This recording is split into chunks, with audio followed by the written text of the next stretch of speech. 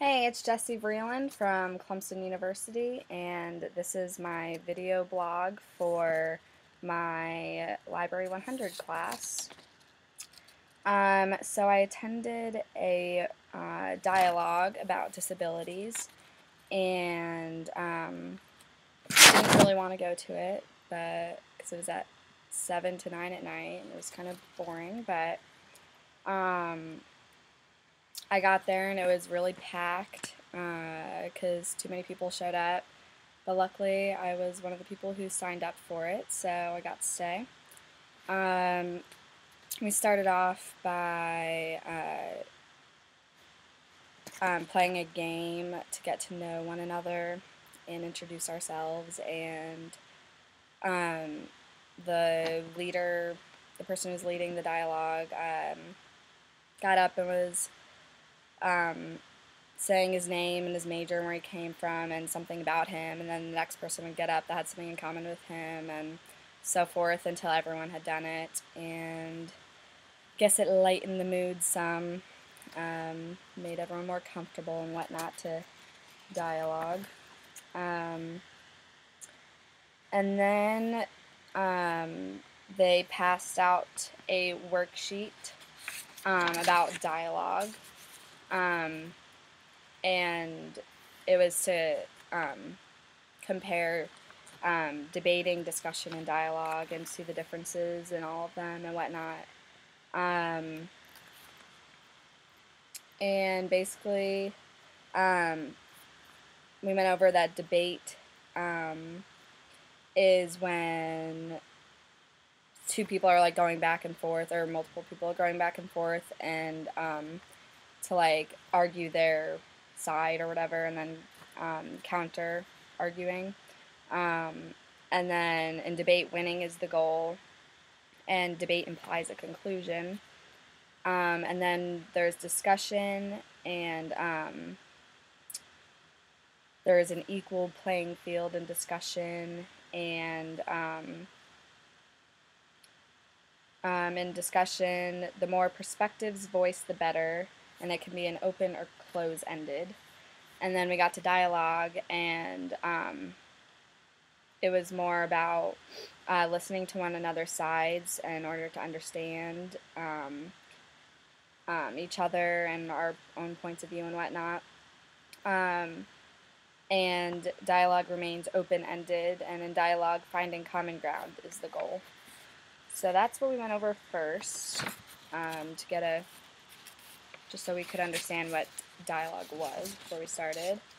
And then we went over some guidelines about our new student dialogue, pretty much so we wouldn't offend anyone, or, you know, we just had to acknowledge that, racism and sexism and all that exists, and it may surface from time to time, and that we have to trust people are always doing the best they can in the dialogue, so that we can learn from them and be productive and whatnot. And it was saying that we had to listen to one another, and that everyone had an equal and valid voice in the dialogue, and that we had to challenge the person's ideas instead of the actual person, so that we wouldn't offend people, obviously, and stuff like that. And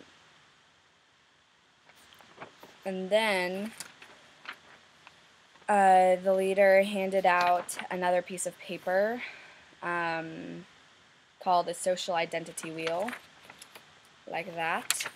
And we had to go over a few different topics, like our race, ethnicity, our socioeconomic class, our gender, sexual orientation, age, national origin, first language, and physical, emotional, developmental ability, and our religion or spiritual affiliation.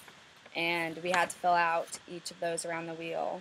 And then inside the wheel, we had to order them in order of what we think about the most, I guess, on a daily basis. which I don't really think of many of these things on a daily basis, but that's alright, maybe some people do. So then we got partnered with someone else in the group, and we just had like one-on-one talk with them and went over all of these things in the wheel and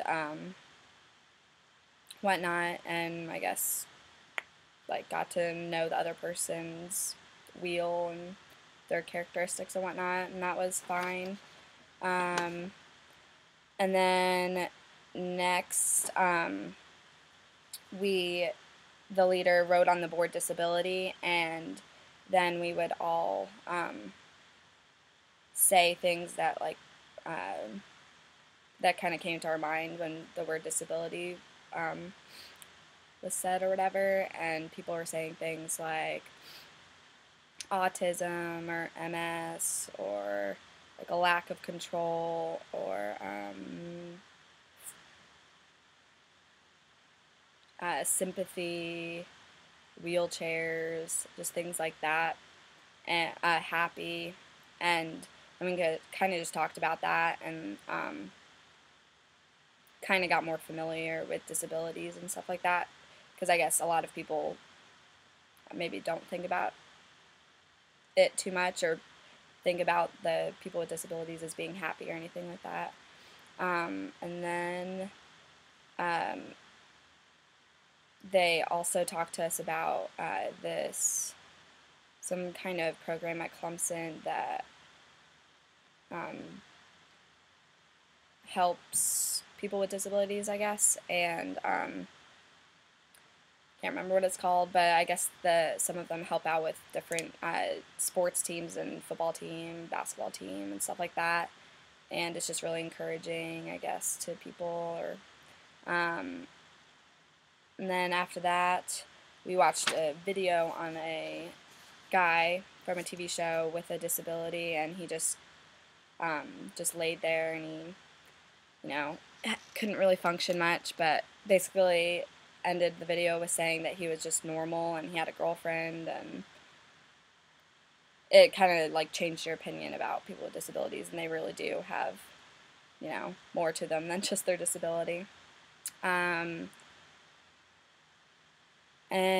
I wouldn't say that I was an active voice. I more of just listened in the dialogue and learned, I guess. And I think it was good that we had this dialogue. It was good. I learned a lot, and it was interesting. So, yeah, that's all. Bye.